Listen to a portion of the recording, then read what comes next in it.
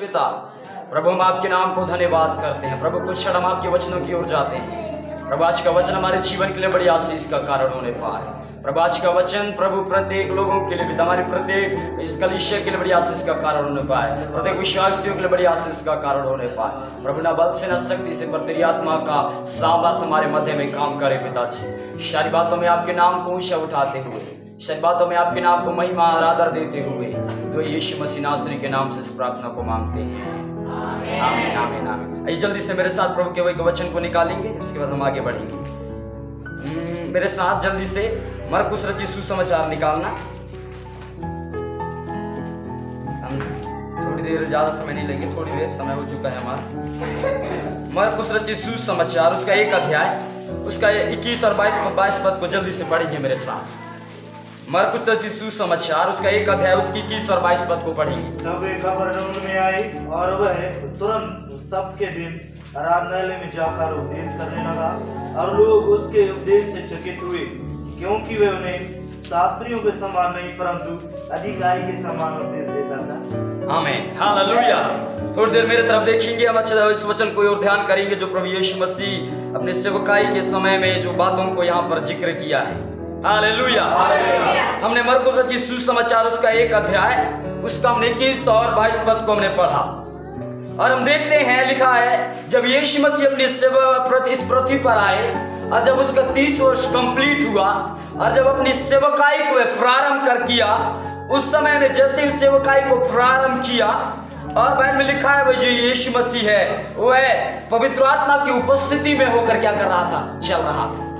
उसे वो अपनी इच्छा से नहीं परंतु परमेश्वर की आत्मा उसे क्या कर रहा था, लेकर चल रहा था ऐसे समय में।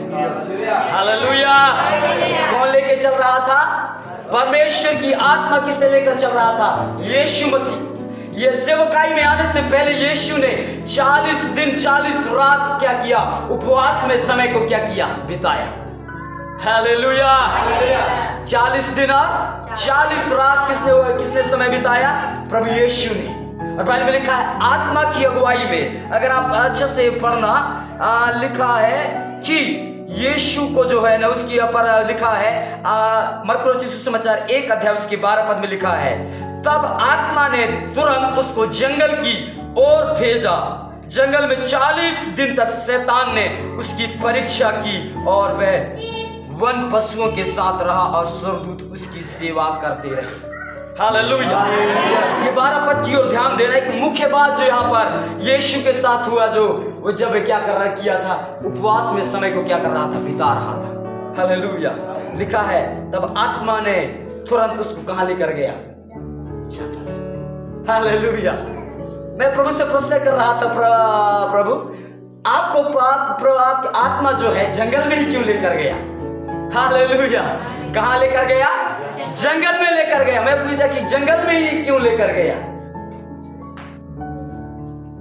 जंगल का एक घटना जो है, जहां ज्यादातर जंगल एरिया में वातावरण एकदम क्या रहता है, सुनसान। ऐसे समय में हम अच्छे से परमेश्वर की आवाज को क्या कर सकते हैं? मैंने अपने जीवन में प्रैक्टिकली किया है। अगर आप परमेश्वर की आवाज को सुनना चाहते हैं, हर चीजों से थोड़ी हटकर आप जंगल में जाएं, और जंगल में जाकर 1-2 घंटा प्रभु की उपस्थिति में समय बिताएं। वहां पर आप जरूर परमेश्वर की आवाज को क्या कर पाएंगे। इसलिए प्रभु यीशु को आत्मा ने कहां लेकर गया? जंगल में लेकर गया, कि ताकि वे पिता की आवाज को अपनी कानों से वे क्या कर सके, और उसमें कोई डिस्टर्बेंस, कोई रुकावट, कोई भी दिक्कत ना हो, परंतु वे अच्छे से पिता की आवाज को वे क्या करने पाए, सुन पाए। इसलिए आत्मा उसे कहां लेकर गया? हालेलुया। ज्यादातर जब हम उपवास में समय बिताते हैं, हमको चाहिए कि हमको लोगों से अलग होकर और बाकी चीजों से अलग होकर हम एकांत में जाकर हमको उपवास के समय में क्या करना है, समय बिताना बहुत जरूरी है। जब हम एकांत में, जब प्रभु की उपस्थिति में समय बिताते हैं, मैं आपको वह गारंटी देता हूँ, आप उस समय में परमेश्वर की ओर से उसकी आवाज को क्या कर पाएंगे। एक प्रभु का दास इस प्रकार कहते हैं, अगर हमको प्रभु की आवाज को सुनना है तो हमको संसार की आवाज को क्या करना पड़ेगा, बंद करना पड़ेगा। हालेलुया। हमें थोड़ी संसार से हटकर थोड़ी ऊंचाई में जाना पड़ेगा। संसार की आवाज जो हमारे जीवन में है, उस आवाज को क्या करना पड़ेगा? कम कर, आवाज को दबाकर हमको परमेश्वर की उपस्थिति में बिताना पड़ेगा। तब हम उस परमेश्वर की आवाज को क्या कर सकते हैं? सुन सकते। संसार की आवाज जो है ना, परमेश्वर की आवाज को क्या कर देता है? दबा देता है। इस कारण हम परमेश्वर की आवाज को संसार में रहकर नहीं सुन सकते। अगर आपको परमेश्वर की आवाज को सुनना है, कहाँ जाना पड़ेगा? एकांत जगह में। इसलिए आत्मा ने यीशु को कहाँ लेकर गया? जंगल में लेकर गया। हालेलुया। और लिखा है जंगल में लेकर गया, और जंगल में 40 दिन तक शैतान उसकी क्या करता रहा? हालेलुया। 40 दिन। एक दिन शैतान नहीं आया। हालेलुया। एक दिन शैतान नहीं आया। कितने दिन तक आया? 40 दिन तक शैतान यीशु मसीह का क्या करता रहा? परीक्षा करता रहा। जब आप उपवास में समय बिताते हो, वह आपका क्या है? एग्जाम का घड़ी होता है। शैतान उस समय में आपसे युद्ध करने के लिए आपसे आता है, परीक्षा करने के लिए आपसे आता है। ऐसे समय में क्या हम विजय को प्राप्त करते हैं कि नहीं, ये आपके ऊपर और मेरे ऊपर निर्भर करता है। हालेलुया। जब यीशु उपवास में समय बिता रहा था, शैतान कई बार लेकर आया। शैतान ये बोलने लगा, अगर तू परमेश्वर का पुत्र है, पत्थर से कह दे कि वे क्या बन जाए? रोटियां खाए। शैतान जानता था कि यीशु को क्या लगा है? अभी भूख लगा है, इसलिए मैं इसको रोटी बनाने के लिए कहता हूं। यीशु जान गया मैं तेरी आज्ञा क्यों मानूं? हालेलुया। प्रभु यीशु मसीह के लिए कोई कठिन नहीं था रोटी बनाना, क्योंकि वह स्वयं एक परमेश्वर का क्या था? पुत्र है। वह 100% मनुष्य था, 100% में क्या था? परमेश्वर था। उसके लिए रोटी बनाना छोटी बात है। बोलता रोटी हो, क्या पत्थर रोटी बन जाता। लेकिन मुख्य बात इधर ये था कि अगर मैं पत्थर को रोटी बनाता तो मैं किसकी बात आगे पूरा कर रहा हूं?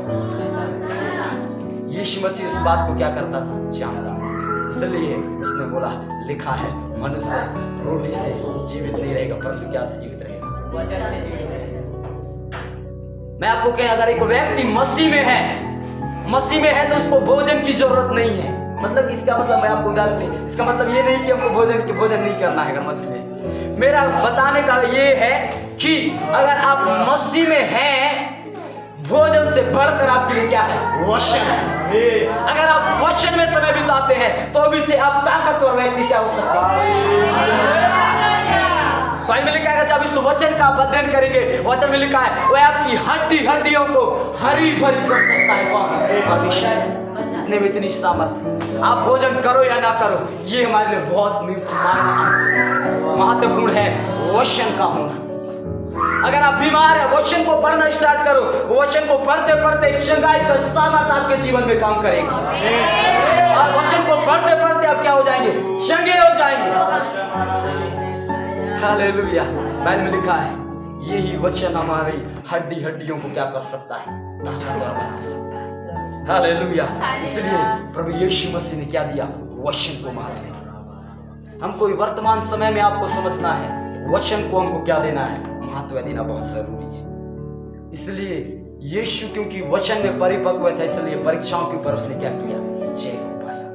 अगर हम भी अगर वचन में हमारा जीवन है, हम भी परीक्षाओं के ऊपर क्या कर पाएंगे?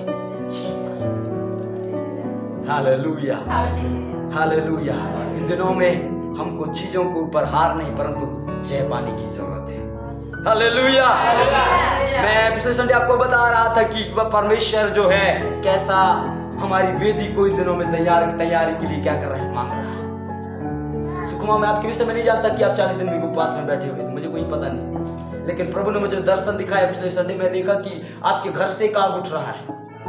मैं प्रभु से पूछा ये आग क्या है? पवित्र आत्मा ने बोला वही आग को आपको इसलिए बोला कि मैंने आपको बोला आत्मा में से बढ़ाओ, क्योंकि वही आगे एक समय ये गांव में एक बड़ा परिवर्तन का कारण होगा। वही आपका प्रार्थना का जीवन। हालेलुया। हमको प्रतिदिन हमारी आत्मिक वेदी को क्या करना है? तैयार करना है। प्रभु इन दिनों में आपसे मुझसे यही चाहता है, हम अपनी वेदी की क्या करें? मरम्मत करें। जब हम वेदी की मरम्मत करेंगे, प्रभु अपने ओ हालेलुया स्वर्ग को खोलकर आपके लेकर आपको क्या करेगा? भेजेगा आपको।